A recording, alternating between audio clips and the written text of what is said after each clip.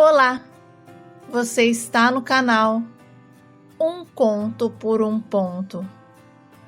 Eu te convido a curtir, a comentar, a compartilhar e se inscrever no nosso canal. Eu sempre fui muito independente, sabe? Desde menina eu aprendi a me virar, porque a mamãe nunca deu moleza para nós. Ela nos ensinou a encarar a vida assim, de frente. Os meus pais eram feirantes e quando o papai morreu, ela assumiu tudo sozinha. Carregava a banca para lá, para cá, dirigia a Kombi e nunca esperava ajuda de ninguém. E mesmo quando alguém se oferecia para ajudar, ela não sabia aceitar, tinha se tornado tão independente que qualquer favor ou presente a deixava sem graça, como se fosse algo estranho para ela. E quando eu e o Reginaldo ganhamos mais força nos braços e nas pernas, a mamãe logo nos colocou para trabalhar. E sabe, eu lembro que eu era bem pequenininha e para os fregueses me verem, eu tinha que subir em cima de um caixote e ficar gritando para chamar a atenção deles. E a mamãe, com aquele jeito firme, tipo, é isso aí, garota, me olhava com tanto orgulho que eu só pensava em gritar mais alto para trazer mais fregueses para nós. Olha, nós tínhamos uma vida financeira estável na qual nunca nos faltou nada.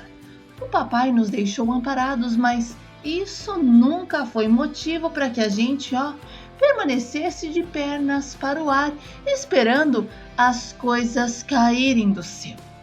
E eu e o meu irmão só recebíamos presentes em 3 ocasiões: no nosso aniversário, no Dia das Crianças e no Natal. E se desejássemos qualquer outra coisa fora dessas datas, era comprado com o nosso próprio salário. A mamãe nos pagava pelo nosso trabalho porque acreditava que ninguém saía de casa apenas para brincar.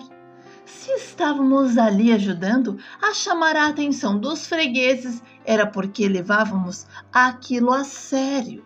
E o pagamento sempre acontecia quando chegávamos em casa. Primeiro, ela fazia suas anotações, somava tudo e só então nos chamava. Pedia para que abríssemos as mãos e quando fazíamos, ela depositava o dinheiro em nossa palma, notinha por notinha, e ainda nos abençoava dizendo que todo trabalhador era digno do seu salário e que aquilo não era um presente, mas sim o pagamento do que havíamos feito.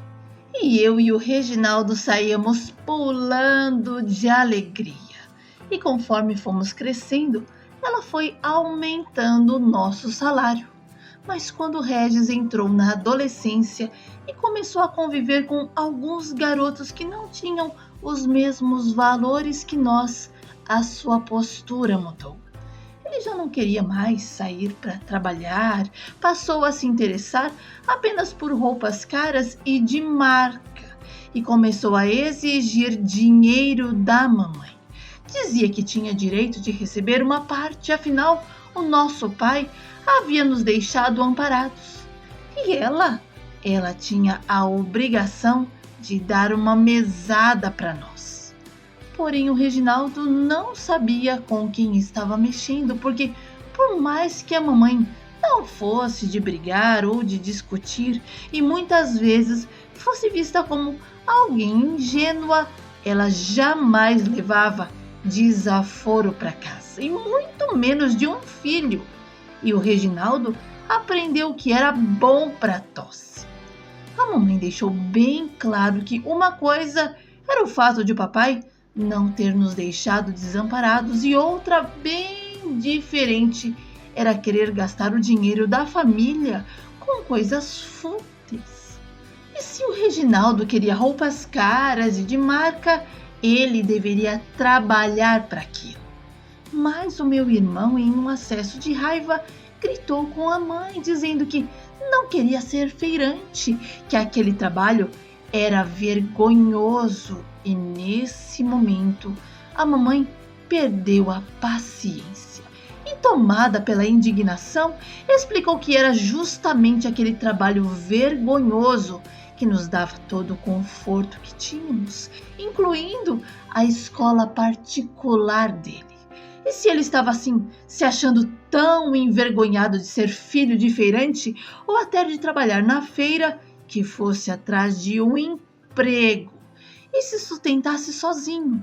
E sem pensar direito, ela soltou que, para ela, não havia problema algum se ele quisesse morar sozinho, já que tinha vergonha da gente. E outra, ela havia aprendido na raça a se virar sozinha, sem o apoio de pai ou de mãe, e que não era novidade para ela ter um filho ingrato. Então, se era questão de adeus, até logo. E mandou ele subir para o quarto e arrumar as roupas dele, procurar um canto para ficar. E nessa hora o Regis entrou num desespero e implorou para a mamãe não mandá-lo embora e perdoá-lo pela bobagem que tinha falado. E passou a noite toda atrás dela, tentando convencê-la de não colocá-lo para fora de casa. E antes de ir se deitar, a mamãe deu um último aviso e mandou o Reginaldo colocar o relógio para despertar às 3h40 da manhã, porque sairíamos às 4h em ponto. E ele obedeceu sem reclamar, e depois disso ele caiu na real e pegou firme no trabalho. Bom, o meu irmão, além de trabalhar na feira, também fazia faculdade. Ele tinha o sonho de se tornar jornalista e investiu tudo o que podia para alcançar esse sonho. E eu ainda no ensino médio acabei conhecendo o Jonas e tivemos um namorico e, para nossa surpresa, eu engravidei, o que deixou a minha mãe chateada no começo. Mas logo ela me apoiou, perguntou o que eu gostaria de fazer. E como Jonas e eu estávamos muito apaixonados, eu decidi me casar com ele. E o meu casamento com o Jonas não foi o que eu esperava, sabe? Ele se mostrou muito ciumento, possessivo, e quando bebia se tornava violento. E como morávamos mais perto da casa da família dele do que da minha, eu me sentia presa, acuada, com medo das ameaças que ele fazia. E quando a minha mãe ligava na casa da minha sogra, o Jonas ficava ao meu lado me ameaçando, dizendo que se eu falasse qualquer coisa para ela, eu iria apanhar. E então a minha conversa com a mamãe era pouca e deixei de trabalhar na feira com ela, com a desculpa da gravidez. Mas, na verdade, era que o Jonas não me deixava sair para trabalhar. Olha, e quando meu filho Cauê nasceu, as coisas só pioraram, porque o meu marido se irritava com o nosso filho por nada. Ele xingava, dizia que não queria ser pai, que ser pai era uma tortura e que eu era um pesadelo na vida dele. Tudo isso ele dizia bêbado. E quando a bebedeira passava, ele chorava, jurava amores. Olha, era uma loucura. E um dia eu disse ao Jonas que iria voltar a trabalhar com a minha mãe, porque o Cauê estava precisando de muitas coisas e ele não estava se comportando como um pai de família. E tudo que o nosso filho precisava era a mãe dele que tinha que comprar. E o Jonas ficou furioso e veio para cima de mim. E sabe, eu estava com um neném no colo e só não caí porque Deus foi quem me segurou. Olha, e ali começou uma discussão feia. Ele gritava, me mandava calar a boca e, para minha surpresa, a minha mãe apareceu em casa do nada. E quando ela abriu a porta e viu Jonas tentando me agredir, na mesma hora ela gritou para ele bater em alguém que tivesse a mesma força que ele. E o Jonas partiu para cima da minha mãe, mas ele não sabia que ela praticava artes marciais. E a minha mãe ensinou ele como deveria cuidar de uma mulher. E ainda pegou ele pelo braço e levou até a casa da mãe dele. E lá explicou o que havia acontecido. E para surpresa dele, a minha sogra não apoiou a atitude do Jonas. E foi então que a minha mãe me perguntou o que eu queria fazer da vida. E eu respondi que queria voltar para casa. E ela então pediu para que eu arrumasse as minhas coisas, pois eu voltaria com ela. E quando chegamos em casa, a mamãe teve uma conversa bem séria comigo, perguntando onde estava a mulher forte que havia criado.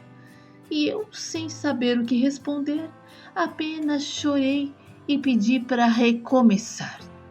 O Jonas veio atrás de mim, implorou por uma segunda chance, mas eu decidi que eu não queria mais continuar. E cada um seguiu a sua vida. Ele insistiu para ficar com o Cauê a cada 15 dias, mas assim que ele arrumou uma nova companheira, o Jonas deixou o nosso filho de lado. E com o tempo eu decidi que queria ser professora. E a minha mãe me deu todo o apoio. Ela ficava com o Cauê para que eu pudesse estudar com tranquilidade.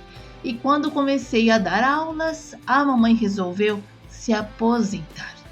Vendeu a barraca, a Kombi e fez novas amizades com as mulheres da sua idade. E começou a viajar, a fazer cruzeiros e aproveitar a vida como nunca antes. E sabe de uma coisa? Foi uma fase maravilhosa para ela. A mamãe era tão séria, se tornou uma mulher mais leve, mais sorridente e mais de bem com a vida. O meu irmão Reginaldo se casou, mudou de estado e só aparecia em casa em datas especiais. Mas a gente sempre se fala por telefone. E eu, por outro lado, conheci o professor Gilberto de Educação Física. Namoramos por 1 ano, nos casamos e no dia 30 de agosto de 1997 tivemos a Isabelle. Olha, a minha querida mãe faleceu em 2016, vítima de um AVC. E até hoje eu sinto saudade dos conselhos dela.